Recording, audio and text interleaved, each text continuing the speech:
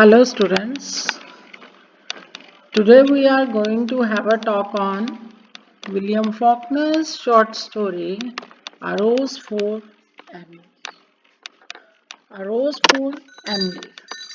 This story appeared in the April 1930 issue of The Forum, and it was Faulkner's first publication in a journal with a national subscription base, and this one having the southern focus, and the setting of the story is Jefferson. It's an imaginary village. As with most of Faulkner's short stories and novels, the city and county, county क्या होता है? County एक छोटा सा province है ना, जहाँ की कल्चर, लोगों का रहना सहना, खाना पीना एक अलग होता है साथ वाली एक जगह से.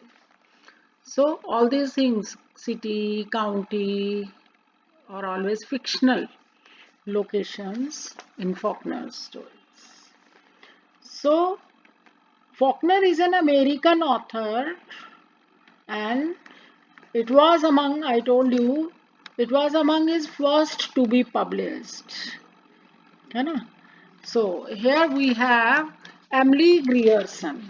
Emily Grierson, a reclusive lady, she dies at the age of 74. And the townsfolk, they take interest in knowing about Emily. है ना? They know very little about Emily, and so they must speculate about her life. है ना? तो क्योंकि उनको उसके बारे में कुछ नहीं पता. जब तक वो जिंदा थी उसने अपने घर में किसी को आने ही नहीं दिया, है ना? So when she died, the whole town went to her funeral. है ना? The men threw a sort of respectful affection for a fallen monument, and the women, mostly out of curiosity to see the inside of her house. है ना? Ladies को ज्यादा बेचैनी लगी रहती है, तो वो लेडीज को क्यूरियोसिटी थी कि उसके घर में क्या है, क्योंकि उसने जब तक वो अलाइव थी उसने किसी को आने नहीं दिया. है ना? सिर्फ एक ओल्ड मैन सर्वेंट था जो कि गार्डनर भी था और कुक भी था. है ना? He remained there for at least 10 years. So, after her father's death in 1894, she continued to live in a large, empty plantation house, gone to see it since the Civil War. So, they know that at that time, the mayor of the town, जो है, he remitted the taxes out of sympathy. ठीक है, जब उसके father की death हुई थी तो जो वहाँ मेयर थे उन्होंने आउट ऑफ सिंपैथी टैक्सेस जो है उनके माफ कर दिए थे. है ना? तो लेकिन अब क्या हुआ? Emily is unworldly, of unworldly nature. They know that she survived only an African American servant named Toby.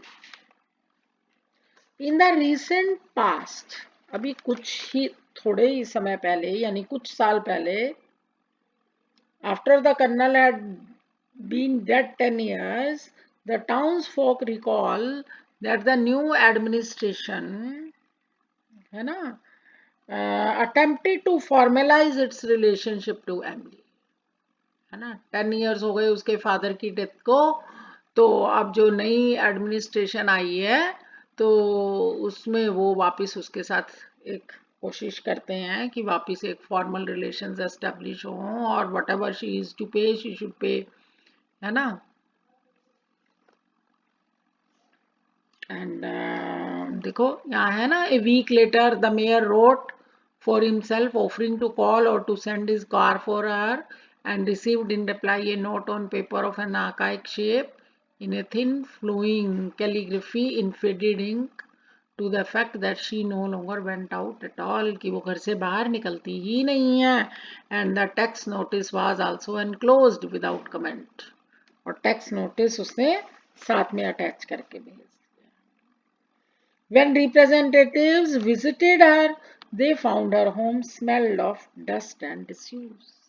तो जो रिप्रेजेंटेटिव्स हैं देखो, special meeting of the board of aldermen की मीटिंग हुई, a deputation waited upon her and knocked at the door. तो एक deputation उनके घर पहुंचा, किसके, एमली के। एंड तो पता चलता है कि वहां पर तो बड़ी अजीब सी स्मेल है ना, घर में बड़ी अजीब सी स्मेल आ रही है, डस्ट की, डिसयूज की, ए क्लोज डैंक स्मेल, है ना। दे फाउंड एमली डिsillusional, believing Colonel Sartoris still to be alive and claiming I have no taxes in Jefferson। वो बोलती है कि मेरे को तो जेफरसन में कोई टैक्स पे नहीं करना है ना, ठीक है। And then her last such interaction had come 30 years before, when the townspeople found it necessary to confront her about a powerful smell emanating from her home, है ना। 30 साल हो गए। तो जो शहर के लोग हैं उनको लगता है कि भी फाइंड आउट करा जाना चाहिए कि उस घर में इतनी ज्यादा स्मेल क्यों आ रही है ना। A powerful smell of decay is coming from our home, which they assume to be dead snake or rat। उनको लगता है कि या तो डेड स्नेक की है या रैट की है ना। एक अजीब सी स्मेल है उसके घर में, है ना। देखो, she had no courtesy, she didn't ask them to sit, she just stood in the door and listened quietly until the spokesman came to a stumbling halt। Then they could hear the invisible watch ticking at the end of the gold chain, है ना। देखो, I have no taxes in Jefferson, बड़ा awkward सा, बड़ी फ्रिकिश सी lady थी, अजीब सी lady थी, है ना। अपने आप को बहुत ज्यादा रॉयल सेटअप से ही मानती थी। तो उसके घर में जो अजीब सी स्मेल आ रही है, तो अब टाउन्स जो पीपल हैं, they try to find out why there is that dank pungent smell coming out of her house। so they feel कि भी जो smell है, it must be of rat or snake, dead rat or snake। Unable to accuse a lady to her face of smelling bad, four men surreptitiously spread lime around her grounds in the middle of the night। तो अब उस lady को ये कहने की किसी में हिम्मत है नहीं कि भी उसके घर में बहुत ज्यादा स्मेल है। तो आधी रात के टाइम पे जैसे जो वर्कमैन है वो उसके घर के चारों तरफ ग्राउंड में वो लाइम डाल देते थे, ताकि जो है स्मेल जो है ना आए, है ना।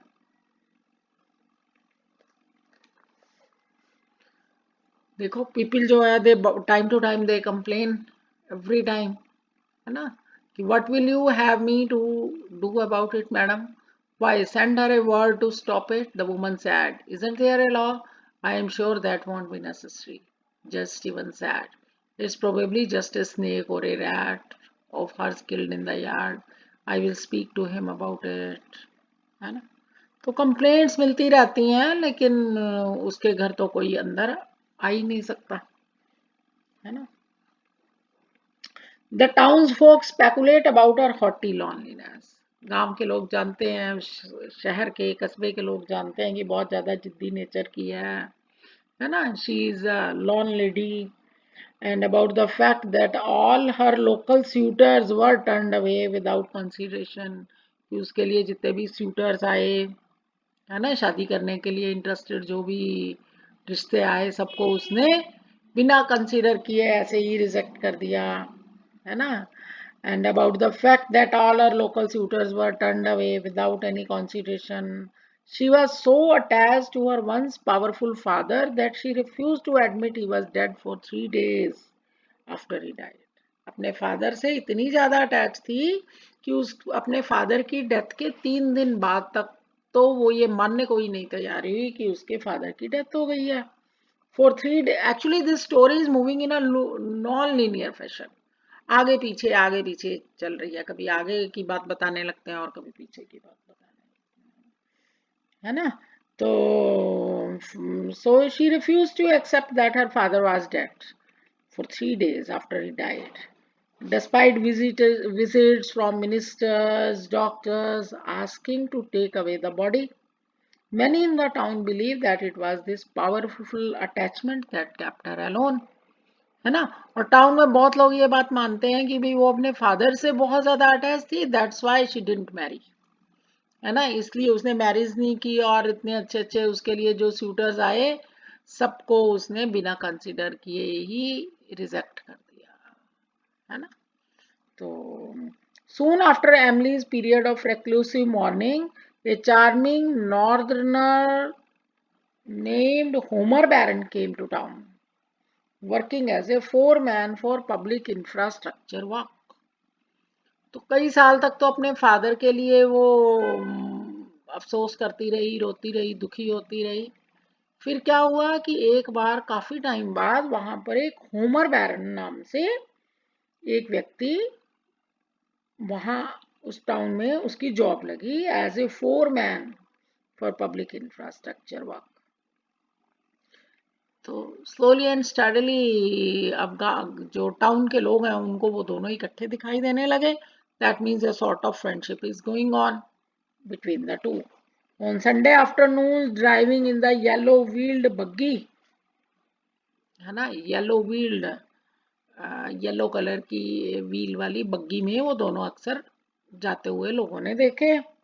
Emily picked out a few man's implements and brought them into her home. ठीक है? So this news generated debate among the townsfolk. तो इससे गांव के लोगों, उस टाउन के लोगों को एक चर्चा का और विषय मिल गया, है ना? तो some were unhappy to see Emily with the northerner and a day laborer. तो कईयों को तो ये अच्छा नहीं लगता था कि एमली इतने सोफिस्टिकेटेड फैमिली को बिलोंग करती है और वो एक लेबरर के साथ दिखाई देती है। While others were happy to observe the new lack of social standing such a match represented. कईयों को अच्छा लगता था कि चलो उसको पार्टनर मिला और एक एक नई तरह की मिसाल है जहां पे कोई छोटा बड़ा नहीं है। तो that thing is there. Now Emily's estranged cousins from Alabama came to visit her, and during this visit, Emily convinced the local druggist to provide her with arsenic. ठीक है? एमडी के जो कजन्स दूर अलाबामा में रहते थे, एक बार वो उससे मिलने आते हैं तो वो उनको कहती है कि मेरे को लोकल ड्रगिस्ट से वो ला दो, आर्सनिक ला दो, है ना? The druggist asked her how she intended to use the poison. Arsenic तो पॉइजन होता है, तो वो जो देने वाला है वो पूछता है कि भाई आर्सनिक क्या करना है उसने, ये पॉइजन किस लिए क्या यूज करना है। Noting her legal obligation to diverse this information, है ना? बट एमली डिडंट आंसर, मतलब वो बात भी नहीं किसी को बतानी कि एमली ने आर्सनिक खरीदा है और बताना भी नहीं कि क्यों खरीदना चाह रही है, क्यों खरीदा है। एनी हाउ वो जो ड्रगिस्ट है वो उसको आर्सनिक दे देता है, ठीक है? And wrote for rats on the box. तो ड्रगिस्ट अपनी तसल्ली के लिए उस बॉक्स के ऊपर क्या लिख देता है? 4 rats. So many in the town determined that she planned to kill herself. तो आर्सनिक खरीदा, देखो छोटी जगह पे तो और बात बहुत अच्छे से फैल जाती है। तो सबको पता है कि भाई Emily has purchased arsenic, so many people think that she must have to use it for killing rats, है ना? Not for killing rats but to kill herself. बहुत जने ऐसा सोचते हैं कि भी उसने अपनी जान लेनी है, सुसाइड करना है। Suggested doing so would be the best thing. और कई लोग बहुत इरिटेटेड हैं क्योंकि वो एक वियर्ड टाइप की लेडी है, अलग सी, तो जो किसी से मिलना जुलना पसंद नहीं करती, किसी को अपने घर आने देना पसंद नहीं करती, तो उनको लगता है अच्छा है ये खुद ही ले ले arsenic. Some had previously speculated she might marry Homer. कई लोग ऐसा सोचते हैं कि उसने तो होमर से मैरिज कर ली, but they had grown less hopeful. लेकिन उनको लगता है कि ये लेडी ऐसी है एमली कि इसने ऐसा नहीं किया होगा, है ना. It was known that he liked man and he had said himself he was not a marrying man. अब होमर की बात कर रहे हैं तो भाई कि वो मैरिड मैन नहीं है, ये पता था. Soon after the cousins left and then Homer Baron disappeared. Cousins चले जाते हैं और फिर बाद में पता चलता है कि होमर बैरन भी नहीं दिखाई दे रहा, कहीं पे भी नहीं दिखाई दे रहा. Much time pass with Emily becoming more reclusive and her hair turning a shade of iron grey years after. Homer अब कहीं दिखाई नहीं दे रहा. What happened with Homer nobody knows, है ना. एंड द टाइम पासेस, समय तो बीतता जा रहा है. With the passage of time her hair become grey, है ना. Emily opened her home to give lessons in China painting. Yet her principal point of human contact was with that servant who grew old and stooped. वो servant ही था जो cook भी था और gardener भी था, सिर्फ उसी के साथ ही उसका कांटेक्ट था. तो वो भी अब समय के साथ साथ वो बूढ़ा हो गया, कंधे झुक गए. With the passage of time, है ना. तो he became old. Now he talk to no one, probably not even to her. तो वो उससे भी बात नहीं करता. कौन? एमिली से भी नहीं बात करता वो सर्वेंट, और किसी से भी बात नहीं करता, है ना. Then what happened?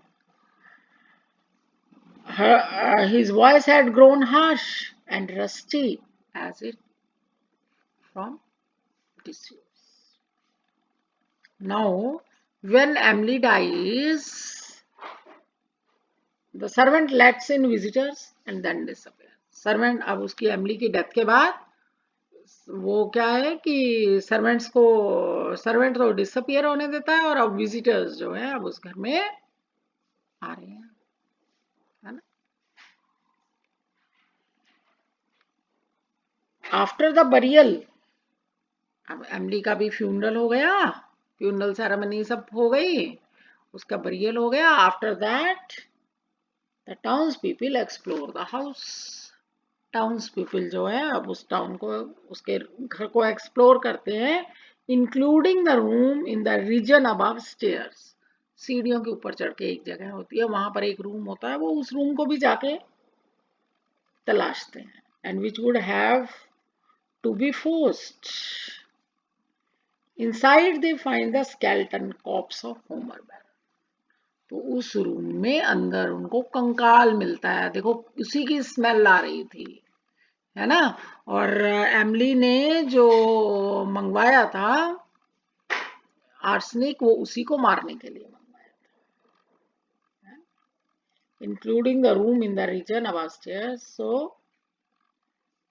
So inside the room they find the skeleton of Baron, corpse of Homer Baron, dressed in a night shirt in a room furnished as for a bridal. और रूम ऐसे decorated है जैसे कि वो marriage ceremony के हिसाब से हो, है ना, जैसे ब्राइड का room. On the close examination, the visitors discover signs of cohabitation. You understand? They had physical relations. An iron gray hair on a second pillow near the corpse. Dead body के पास. Dead body किसकी? Homer बैरन की. Homer बैरन का जो skeleton है उसके साथ जहां वो उसका स्केल्टन पड़ा है, पड़ी पड़ी बॉडी गल गई, है ना. And close to that pillow there was a grey hair. वो हेयर किसका था? बाल सिर का किसका था? वो एमिली का ही था, है ना. Then we notice that in the second pillow, देखो, let's see the last part. Then we notice that in the second pillow was the indentation of a head. one of us lifted something from it, and leaning forward, that faint and invisible dust, dry and acrid in the nostrils, we saw a long strand of iron grey hair. So you see, what is understood here in the story? That Emily had relations with that Homer Baron. है ना? So now what the message is here in the story? कि those who do not follow the social conventions, those who do not admit, those who do not accept the hormonal changes that are taking place in one's inside, one's body, they have these sort of complications in their life. है ना? जो लोग समाज की मान्यताओं को नहीं मानते, अपने शरीर में, अपनी बॉडी में समय के साथ होते हुए बदलाव, हार्मोनल चेंजेस को एक्सेप्ट नहीं करते, जो एक अफेक्टेशंस की लाइफ को ही लीड करना पसंद करते हैं और झूठे नाम को, शान को या हम कहें कि जो दिखावा करते हैं, तो एंड में जो है उनको जो है इस तरह की परेशानियों का सामना करना पड़ता है, because one can't ignore the demands of the body also, and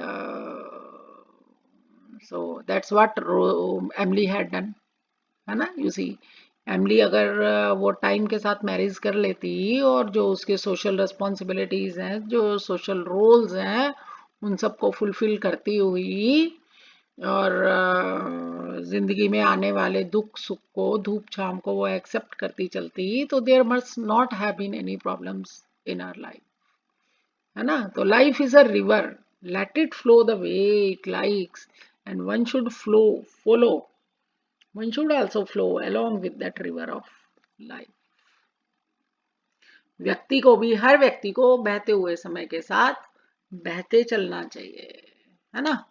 अपनी one must not be stubborn, आदमी को जिद्दी या ढीठ नहीं होना चाहिए। एक ठहरा हुआ, अगर पानी में एक पत्थर पड़ जाए, पानी के अंदर अगर आप बहते पानी में पत्थर डाल दो तो पानी का फ्लो रुक जाता है, वाटर का फ्लो रुक जाता है और वो खड़े हुए पानी में तो बदबू आने लगती है। उसी तरह से हम बदलते समय के साथ अगर हम अपनी जो वैल्यूज हैं, जो हमारी वैल्यूज हैं, अगर हम उनको ना बदलें, किस समय में किस चीज की एक वैल्यू है, अगर हम उन चीजों को एक्सेप्ट नहीं करते, then the big problems arise in our life and they destroy our life itself, isn't it? So I hope you understand what the writer is saying here in this story. Thank you.